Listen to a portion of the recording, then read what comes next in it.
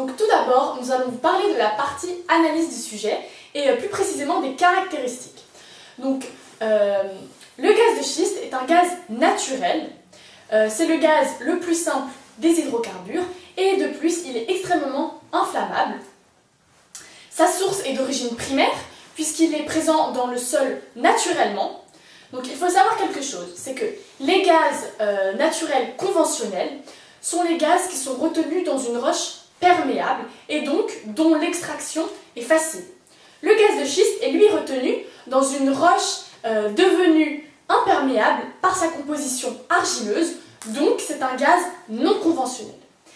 La différence entre les gaz conventionnels et les gaz non conventionnels ne peut pas se faire par leur composition puisqu'ils sont tous les deux composés principalement de méthane, mais plutôt par le lieu dans lequel ils se trouvent.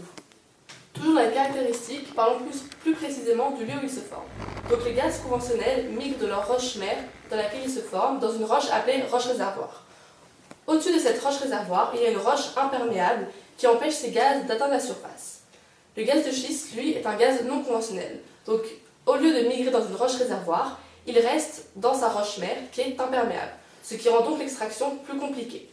Parmi les gaz non conventionnels, outre le gaz de schiste, qui est le gaz le plus célèbre, nous retrouvons le gaz de houille qui est emprisonné dans le charbon, le gaz compact ou encore les hydrates de méthane qui sont piégés dans les sous-sols gelés en Russie ou en Alaska.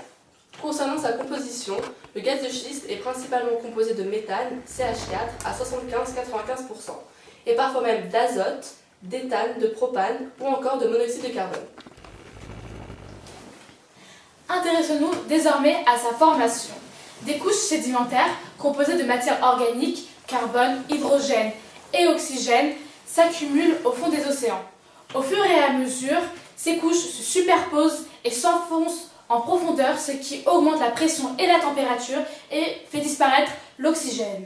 La matière minérale s'agrège et forme une roche-mère qui constitue un environnement favorable à la formation d'hydrocarbures. La matière organique, elle, se transforme en kérogène, qui est une substance entre la matière organique et les combustibles fossiles. La température va augmenter en profondeur, ce qui va transformer le kérogène. Une partie de cette transformation se fait à basse température, c'est une étape que l'on appelle la diagénèse. Ensuite, elle va se faire à une température plus élevée, ce qui va rendre la matière organique instable, donc c'est une étape que l'on appelle la catagénèse. Et celle-ci finit par se transformer en hydrocarbures sous l'effet de la pression et de la température, donc l'étape finale que l'on appelle métagénèse. Selon la profondeur, nous avons une quantité donnée d'huile ou de gaz qui est plus ou moins importante. Les gaz conventionnels sont extraits grâce à un forage vertical. Ce forage vertical consiste à forer un puits verticalement au gisement. Ça va créer une pression qui va permettre la remontée d'hydrocarbures qui vont être envoyés en station de traitement. Cependant, le gaz de schiste est un gaz non conventionnel. Sa roche est peu poreuse, ce qui empêche un forage vertical qui va extraire trop peu de quantité.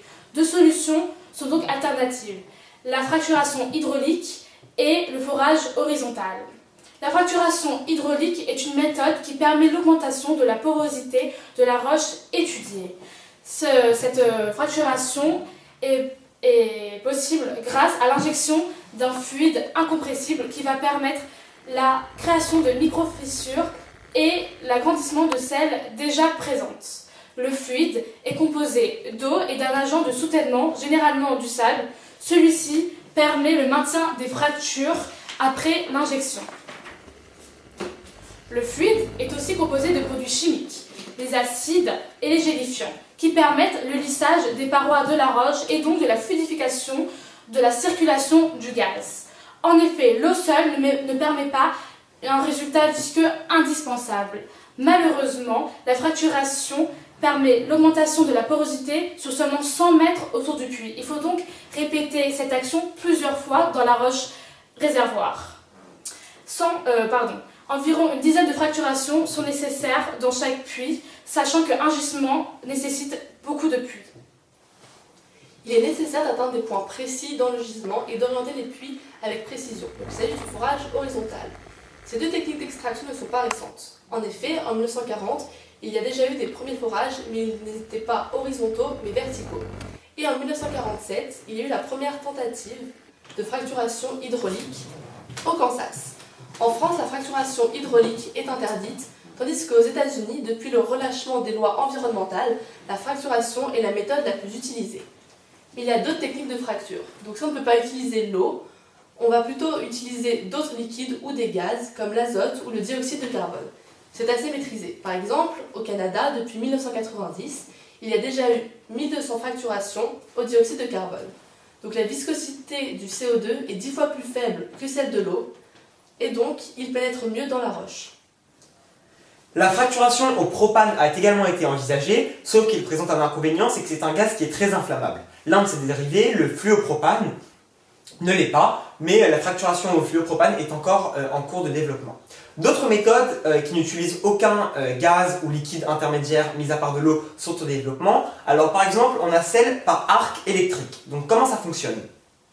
On génère des décharges électriques dans un puits qui est rempli d'eau. Et donc l'eau va permettre la transition entre l'électricité et la roche. Donc ça va créer des micro-fissures et le gaz va remonter par la pression. On a également la fracturation thermique, donc ça consiste à rendre un forage non conventionnel un peu plus conventionnel et donc rendre l'extraction plus facile. Donc en fait, lorsqu'on chauffe la roche, le réservoir devient plus conventionnel et donc l'extraction est plus facile. Cette méthode est déjà utilisée par les pétroliers et elle est en cours de développement pour les hydrocarbures de schiste. Donc, comment extrait-on le gaz de schiste? Donc, nous avons vu que le gaz de schiste s'extrait avec la fracturation hydraulique et le forage horizontal. Inès et Cara vous en ont parlé juste avant. Mais je vous rappelle juste que pour la fracturation hydraulique, il est nécessaire d'avoir beaucoup d'eau, soit à peu près 15 millions de litres, et beaucoup de produits chimiques. Donc la première étape, c'est la fracturation hydraulique.